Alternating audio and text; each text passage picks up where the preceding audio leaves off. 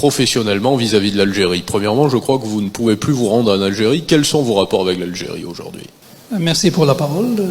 Actuellement, je ne peux pas rentrer en Algérie parce que je risque ma vie vis-à-vis et toutes les plaintes que j'ai déposées contre le régime algérien en Algérie et en dehors de l'Algérie. Et maintenant, malheureusement aussi, encore une fois, je ne peux plus voyager à part le monde pour faire mon business. Je suis bloqué par l'État algérien qui me poursuit partout dans le monde. Il faut rappeler que, encore au mois de décembre 2023, le gouvernement algérien ou les services de renseignement, vous allez me corriger, ont demandé à la Libye, avec laquelle vous collaborez, sur d'autres affaires de panneaux solaires pour la transition écologique en Libye, de vous livrer aux services de renseignement algériens, ce qui a été refusé par la Libye. Bien sûr, tout à fait, je confirme cette déclaration. Et après ça, ils ont envoyé 3 personnes pour m'enlever à Benghazi.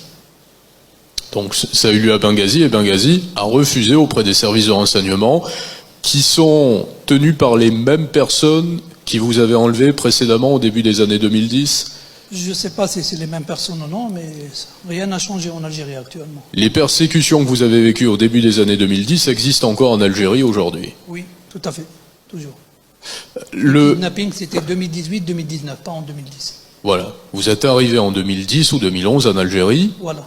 C'est là que j'ai commencé mon activité pendant 3 ans. Et après ça, on a eu le problème de blocage qui est venu de l'administration de douane. Donc c'est un problème de blocage purement bureaucratique pour ainsi dire à ce stade. Compte bloqué, cargo bloqué à quai. 3 bateaux bloqués dans les ports algériens. Et après, ils m'ont envoyé un colonel au bureau pour payer 2 500 000 €. Ce que vous avez refusé. J'ai refusé et après j'ai reçu 120 plaintes après 3 mois. Toutes gagnées. Toutes gagnées en Algérie, jusqu'à la Cour suprême. Toutes gagnées, toutes les plaintes. Quand j'ai réclamé mes droits, ils ont commencé à me kidnapper en Algérie. Les services de renseignement algériens. Ils vous ont kidnappé à plusieurs reprises. 3 fois. Qu'est-ce qu'on vous demande lorsqu'on vous kidnappe? Rien du tout. Ils me questionnent sur ma vie, sur qu'est-ce que j'ai fait comme activité et tout. 3 fois les mêmes questions.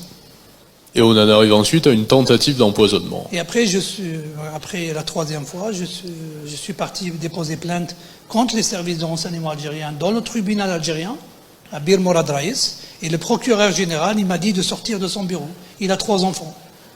Il faut rappeler, parce que ça vous me l'avez confié lors de notre entretien et c'est très important, que quasiment l'intégralité des personnes qui ont été les protagonistes principaux de cette persécution sont en prison ou ne sont plus en place aujourd'hui. Oui, ils sont en prison.